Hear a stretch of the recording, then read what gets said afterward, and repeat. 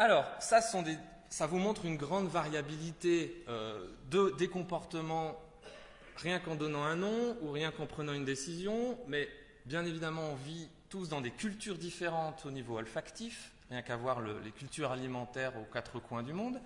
Donc est-ce qu'on observe des différences dans les évaluations en fonction des odeurs? Bon, la réponse est bien évidemment oui. Je vais vous montrer quelques exemples là de travaux qu'on a menés autour du monde, j'en parlerai un petit peu plus après.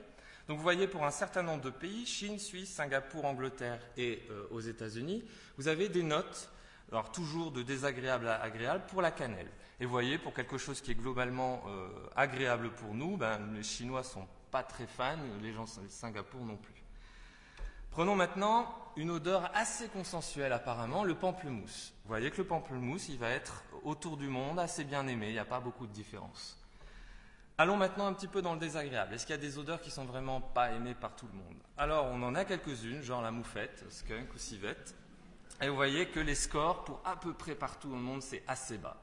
Et on se retrouve dans des cas où, et ça c'est un exemple aussi typique des gens qui travaillent sur l'olfaction, le durian, ce fruit asiatique qui est interdit de transporter à Singapour à cause de son odeur. Et vous voyez qu'il y a des grandes différences sur l'hédonicité de ce fruit, où vous avez, par exemple, en Chine et Singapour, clairement beaucoup plus aimé qu'en Suisse, en Angleterre, aux États-Unis. Parce que les gens goûtent ce fruit, le connaissent de manière alimentaire et pas seulement l'odeur, donc en fait, ils apprécient beaucoup plus ce fruit. Donc vous voyez, une grande variabilité culturelle au niveau juste de jugement, est-ce que j'aime, est-ce que j'aime pas. Alors, si on regarde maintenant un peu sur ce graphique les accords entre pays, ça veut dire qu'ici je vais vous mettre toutes les molécules pour lesquelles les pays, on a une espèce de consensus. Et puis, de l'autre côté du graphique, ce sera plutôt les molécules pour lesquelles les gens ne sont pas d'accord, les odeurs pour lesquelles les gens ne sont pas d'accord, en fonction du fait qu'ils soient agréables et désagréables. C'est un graphique un peu complexe, mais juste pour vous montrer que ce n'est pas parce que la molécule est désagréable que les gens vont être globalement plus d'accord. Ou c'est pas parce que la molécule est agréable que les gens vont être globalement plus d'accord. Vous allez trouver, même s'il y a une petite tendance, vous voyez ici, pour ceux qui sont plus d'accord, les notes sont légèrement plus faibles. Mais globalement, vous allez quand même trouver des odeurs très agréables pour lesquelles les gens ne seront pas d'accord autour du monde. Et des odeurs qui ne sont pas agréables du tout pour lesquelles les gens ne sont pas d'accord non plus. Donc il n'y a pas cette idée d'universalité dans la molécule et la perception hédonique. Donc, le message principal là, de cette partie, c'est de dire que la réponse hédonique aux odeurs, elle est très variable entre différents individus dans des cultures différentes et chez un même individu, puisque, mesdames, si vous avez été enceinte, vous vous êtes certainement mis à détester certaines odeurs et apprécier certaines qui avant vous étaient indifférentes. Donc, même chez un individu, on change notre évaluation.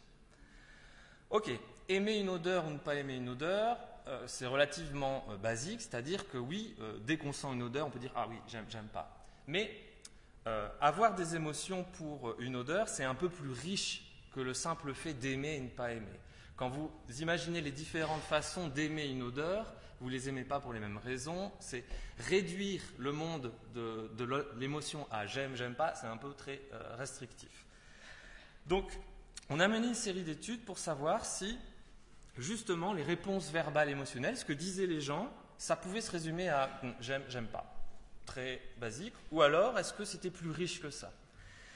Et nos questions, c'était aussi de savoir si ces émotions qu'on pourrait peut-être mettre en évidence, elles allaient être universellement réparties, ou alors est-ce qu'on allait trouver n'importe quoi autour du monde, des réponses d'un type dans un endroit et complètement d'autres réponses dans un autre endroit.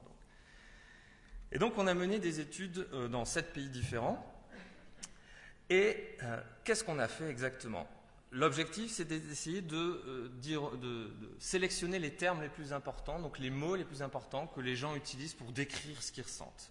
Donc on est parti avec une grande liste de termes, 480 termes affectifs, qu'on a traduits dans toutes les langues et qu'on a retraduits en arrière pour être sûr qu'on parlait tous de la même chose. Et qu'est-ce qu'on a fait? D'abord, on fait une étude où on dit aux gens, vous voyez un terme, colère, est-ce que colère correspond à ce que vous pouvez vivre quand vous avez une odeur dans le nez? Les gens font oui, bien évidemment, ou pas du tout. sans odeur pour l'instant. Donc ça réduit, parce que travailler avec 480 termes, c'est assez important. Et donc on réduit le nombre de termes. Comme ça, il y a plein de termes absolument non pertinents. Ensuite, on repropose les termes qui restent avec des odeurs. Et on refait la même chose. Sentez cette odeur, qu'est-ce que vous ressentez? Est-ce que ce terme, ça marche ou pas pour décrire ce que vous avez? Et on fait ça une deuxième fois, et une troisième fois, beaucoup plus large. Et on ne fait pas ça qu'avec des étudiants de psycho, donc ce n'est pas restreint à cette population-là. On fait ça dans des musées, dans des endroits publics. À Genève, ça a été fait pendant la Cité des Métiers, ça a été fait à la Nuit de la Science. Vous avez peut-être eu la chance de sentir des échantillons et remplir des questionnaires de ce type-là. Vous voyez un peu les effectifs. On a dans les pays entre 400 et 500 personnes à chaque fois qui font toutes les études. Et vers quoi on est arrivé? Eh bien, en Suisse, on va commencer par la Suisse, je ne vais pas vous décrire tous les modèles, mais vous montrer. En Suisse, en fait, les gens ont regroupé de la même manière ce genre de termes-là. Donc, bien-être, agréable, bonheur, agréablement surpris, attiré, émerveillé. Donc ça, c'est quelque chose que les gens ressentent, en tout cas disent ressentir, quand ils ont une odeur dans le nez. Ensuite, on a d'autres termes comme désagréable, dégoûté, nauséeux, etc., etc. C'est une deuxième catégorie d'émotions que les gens ressentent. Une autre catégorie que les gens ressentent, c'est amoureux, désir, sensuel, sexy, romantique, admiration, excité. Encore une autre, relaxé, apaisé, serein, etc. Énergie, revitalisé, propre. Et puis, salivant, nostalgique, amusement. D'accord ? Donc, vous voyez que quand vous demandez aux gens et que vous regroupez ce qu'ils ressentent, ça ne se limite pas à j'aime, j'aime pas. C'est plus riche que ça. Donc, on a fait la même chose en Angleterre. Et donc là, il y a bonheur, bien-être qui ressort, dégoût, irritation, encore une fois, sensualité, désir, ça ressort également. Puis d'autres dimensions comme la nostalgie, l'énergie ressort également, la tranquillité et puis des termes liés à la faim et à la soif. Vous voyez, ce qui est en couleur est commun à l'Angleterre et la Suisse. Ce qui est grisé, c'est des choses qui sont spécifiques au pays.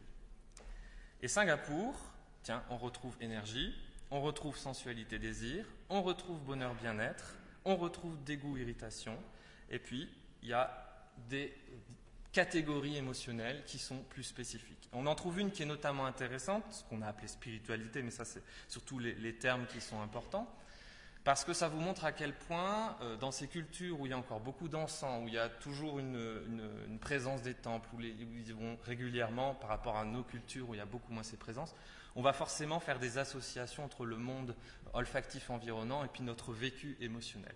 Cette catégorie-là n'est pas présente ailleurs dans le monde, elle n'est présente qu'à Singapour.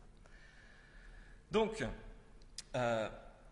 on a comme ça des modèles où on peut dire ok, c'est plus compliqué que j'aime pas, et je vais vous montrer quelques exemples de la précision des modèles. Regardez un petit peu, donc là ce que vous avez sur ce graphique, c'est pour la Suisse, vous avez les différentes catégories et vous avez les notes de 3 fraises différentes. On a une fraise qui est florale, une fruitée et puis une fraise un peu crémeuse. C'est juste des nuances dans l'arôme. Et bien vous voyez que la forme de la réponse émotionnelle est la même. Ce qui va changer, c'est juste qu'elle va être plus grande pour la fraise florale. Ça veut dire que le vécu émotionnel rapporté va être un peu plus important par rapport à la fraise crémeuse qui est au milieu. Mais elles ont la même forme. Donc c'est la même manière dont les gens disent ce qu'ils ont ressenti. À côté de ça, vous avez des vécus différents. Par exemple là, sur ces odorants-là. Vous voyez que cette fois-ci, ce n'est pas seulement la taille qui change, mais la forme carrément change. Ça veut dire que le vécu émotionnel n'est pas le même. Donc on va un peu plus loin que de dire j'aime pas, on arrive un peu à préciser des vécus émotionnels, en tout cas ce que les gens en rapportent. On peut aussi regarder un petit peu ce genre de choses, c'est-à-dire qu'ici vous avez pour une catégorie désir amoureux, romantique, vous avez toutes les odeurs ici, et on a ici le nombre de gens qui ont mis la note 1, le nombre de gens qui ont mis la note 2, etc. etc. Donc 10, ils ont vraiment ressenti fortement désir amoureux romantique. Et vous voyez qu'il y a des odeurs comme la feuille de violette ou la citronnelle, etc. Il y a énormément de réponses autour du 0, donc les gens n'ont pas du tout ressenti, il n'y a pas beaucoup de gens qui ont ressenti ça. Par contre, ici, on a la rose, et vous voyez que c'est beaucoup plus réparti. Les gens, la population se répartit, certaines personnes ont mis 1, 2, 3, etc. Donc vous allez avoir des des odeurs qui vont plutôt avoir donner des vécus consensuels. Tout le monde va être plutôt ou moins d'accord que ce n'est pas du tout ça. Et puis, au contraire, vous allez pouvoir observer une variabilité avec d'autres odorants. Voilà, donc là, ce qu'on cherche actuellement, c'est à trouver ces dimensions, ces catégories, de voir si elles ont une base anatomique, parce que ça revient de manière assez universelle. Vous avez vu qu'il y a le désir, le bien-être, etc., sont présents un peu partout. Donc ça, c'est un peu comme s'il y avait un ancrage biologique. Et ça fait du sens parce que quand on regarde les fonctions de l'olfaction, ça sert à éviter le danger au niveau alimentaire, de faire attention. Donc il y a cette dimension de dégoût, irritation qui est importante, etc. Donc ces catégories émotionnelles, elles ne sortent pas de nulle part. Elles ont une relation avec les fonctions olfactives. Et donc ce qu'on essaie de faire en ce moment, c'est d'essayer de voir s'il y a un substrat anatomique à ces catégories émotionnelles. Ce que vous devez retenir en rentrant chez vous, le voilà. Comment expliquer qu'une odeur soit agréable ou désagréable? Il y a une part de la chimie, on ne peut pas la négliger, mais j'espère vous avoir un peu montré qu'elle n'était pas très importante. Mais il y a beaucoup d'apprentissage et d'influence. Existe-t-il des odeurs universellement plaisantes ou déplaisantes? C'est très peu probable, ça reste à démontrer. Peut-être qu'on trouvera un jour un composé qui sera complètement détesté partout, complètement adoré partout. Quelles sont les émotions générées par des odeurs? C'est un petit peu plus que juste j'aime, j'aime pas. Ça regroupe différentes catégories émotionnelles. Et est-ce que ces émotions sont similaires pour toutes les cultures? On a un socle qui semble être commun. Et à côté, il y a de la variabilité qui est liée à l'environnement culturel, à la langue, etc. Et je voudrais remercier toutes ces personnes et surtout vous pour votre attention.